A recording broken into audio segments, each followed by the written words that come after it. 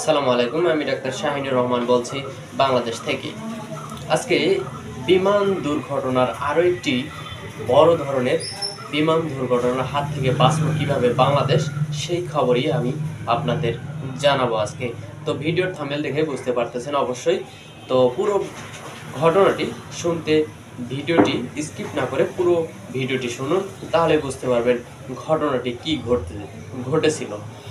ঘটনা হচ্ছে খবর হচ্ছে ঢাকার হজরত শাহজালাল আন্তর্জাতিক বিমানবন্দর থেকে উড্ডয়নের পরপরই টার্কিশ এয়ারলাইন্সের একটি প্লেনের ইঞ্জিন আগুন ধরে যাওয়ার ঘটনা ঘটে।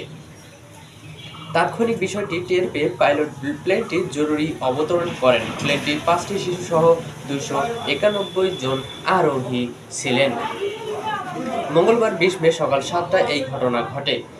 শাহজালাল আন্তর্জাতিক বিমানবন্দরের নির্বাহী পরিচালক group captain S M. Rakib Samad Dhaka পোস্টকে বিষয়টি নিশ্চিত করেছেন। তার মানে আজকে সকালে কিন্তু এই ঘটনাটি ঘটেছে।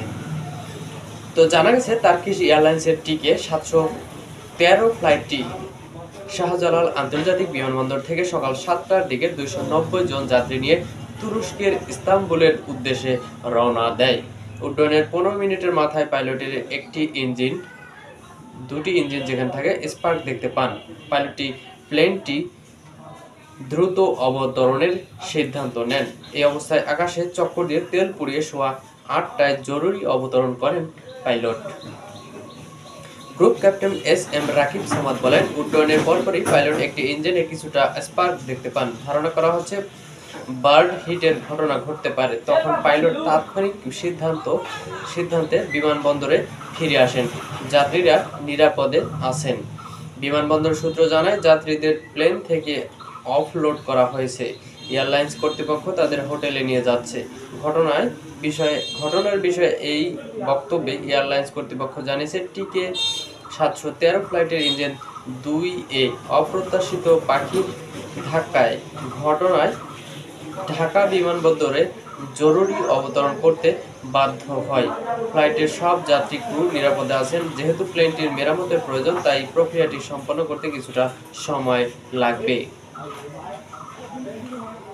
তো প্লেনটি 19 জন ছিলেন বিজনেস শ্রেণীর যাত্রী, 256 জন ছিলেন ইকোনমিক শ্রেণীর যাত্রী, শিশু ছিল 5 জন, আরও 11 জন ছিলেন ক্রু।